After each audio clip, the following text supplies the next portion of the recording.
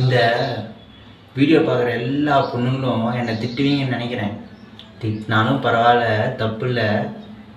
இதை ரொம்ப நாளாக நான் சொல்லணும்னு யோசிச்சுட்டு இருந்த விஷயம். அது இப்போ தான் டைம் கிடச்சிருக்கு. சொல்கிறேன், கேட்டுக்கோங்க. கீழே ஒரு வீடியோ ப்ளே பண்ணுறேன், அந்த வீடியோ பாருங்கள்.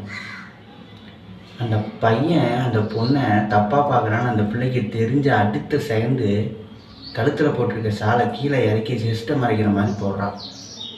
அது ஏன் அப்போ அவளுக்கு தோணணும்? வரும்போதே கரெக்டாக போட்டிருந்தா அந்த நாய் அந்த பொண்ணை தப்பாக பார்த்துருக்குமா? அதுதாங்க, கொஞ்சமாச்சும் யோசித்து அவன் பண்ணிட்டு வந்த முடிவு இப்போ எந்த இடத்துக்கு வந்து நிற்குது பார்த்தீங்களா?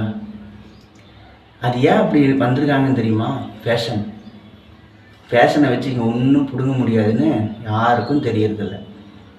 அடுத்த செகண்ட் சொல்லுவாங்க போய் வேற யார்ட்டையாவது, அவனா என்ன அவங்க அம்மா வளர்த்திருக்கிறா, இப்படி பார்க்குறான் அப்படின்னு நம்ம அந்த இடத்துல அவனை ஜட்ஜ் பண்ணக்கூடாது. நம்ம அந்த இடத்துல யோசிக்கணும், நம்ம அம்மாவும் நம்ம அப்பாவும் நமக்கு இத்தனை சொல்லி கொடுத்துருக்காங்க, கரெக்டாக ட்ரெஸ் போட சொல்லி, நம்ம போட்டிருந்தா அந்த பையன் பார்த்துருப்பானா அப்படின்னு அவங்க யோசிச்சிருந்தாங்கன்னு வச்சுக்குவேன், அவங்களுக்கு அறிவு இருக்குன்னு அர்த்தம். அவங்க வீட்டில் அந்த பொண்ணை எந்த அளவுக்கு வளர்த்திருப்பாங்க, தங்க தாம்பலத்தில் வச்சு தாங்குற அளவுக்கு வளர்த்திருப்பாங்க. அடுத்தவன் இப்படி பார்க்கணுன்னு நம்ம ஏன் விடணும்? சொல்லுங்கள், யோசிங்க. நீங்கள் யோசிச்சுன்னா எல்லாமே பண்ணலாம். பெண்களுக்கு முடியாத விஷயம் எதுவுமே கிடையாது. யோசிச்சு நடந்துக்கோங்க.